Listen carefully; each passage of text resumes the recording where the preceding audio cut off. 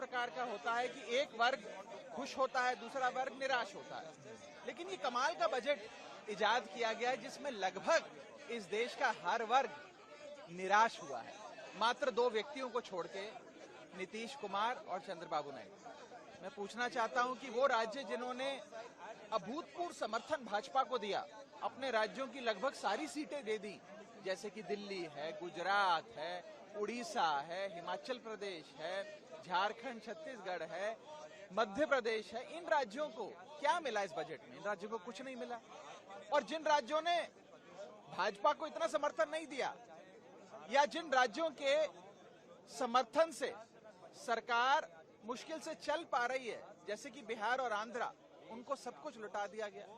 तो इससे तो यही सार मिलता है कि जो राज्य भाजपा को कम वोट देता है उसे ज्यादा दिया जाएगा, तो आगे के लिए सीख ले लीजिए। और दूसरी चीज, जहां तक एक आम नागरिक की बात है, इसमें कोई दो राय नहीं है, आपका इकोनॉमिक सर्वे भी, CMI की रिपोर्ट भी, और जितने भी ये एजेंसीज हैं, इनकी जो भी सालाना रिपोर्ट्स आती हैं, साफ बताती हैं कि इस देश में आय तो बढ़ नहीं रही, लेकिन महंगाई बढ़ती जा रही है।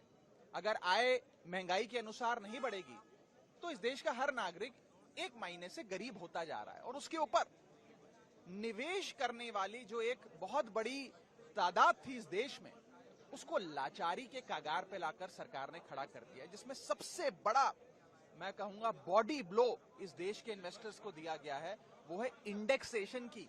जो लाभ आपको दिया जाता था वो आपसे छीन लिया। इंडेक्सेशन छीनना इन्वेस्टर्स पे टैक्स लगाना नहीं, इन्वेस्टर्स को पीनलाइज करने जैसा है। आप इंडेक्सेशन रिमूव करके एक महीने में इन्फ्लेशन पे भी टैक्स ले रहे हैं। यानी कि आज तक आप खाने की कोई वस्तु खरीदें, कोई सुविधा खरीदें या इनकम कमाएं, उस पर तो टैक्स देते थे। अब आप महंगाई, जो इन्फ्लेशन बढ़ रही है, उस पर भी टैक्स दे रहे हैं, क्योंकि आपसे इंडेक्सेशन की जो एक लाभ आपको दिया गया था, वो आपसे सरकार ने छीन लिया है। तो कुल मिलाकर इस बजट ने लगभग हर तबके को नाराज किया है। सर, दिल्ली के हिस्से में क्या है? दिल्ली के हिस्से में खास तौर पे, दिल्ली वो राज्य जो शेयर इन सेंट्रल टैक्सेस में लाखों करोड़ों रुपए केंद्र सरकार के खजाने में जमा कराता है, दिल्ली वाले जमा कराते हैं, उनका शेयर इन सेंट्रल टैक्सेस जो उन्हें मिलना चाहिए, उसके लिए कुछ भी नहीं मिला। वो 20 साल से जितनी राशि मिलती थी, करीब 350-400 करोड़ मिलती है, बस उतनी ही मिलती है। एक फूटी कौड़ी का भी इजाफा उसमें नहीं किया गया। और एक प्रकार से पक्षपात तमाम राज्यों में किया गया है, दुर्भाग्यपूर्ण है। और मुझे लगता है कि शायद ही कोई ऐसा बजट होगा इस देश के इतिहास में जिसने लगभग सबको निराश किया।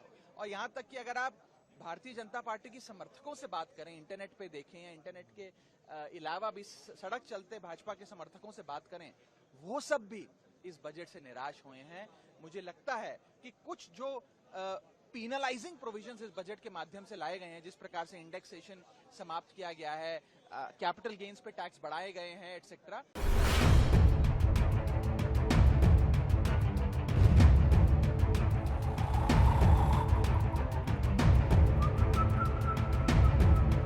हर बड़ी खबर का असली एड्रेस है खबरनामा, इसलिए हर न्यूज अपडेट के लिए सब्सक्राइब करें और फॉलो करें खबरनामा। और इस वीडियो के लाइक बटन को प्रेस कर इस वीडियो पर कमेंट के जरिए अपनी राय देना ना भूलें।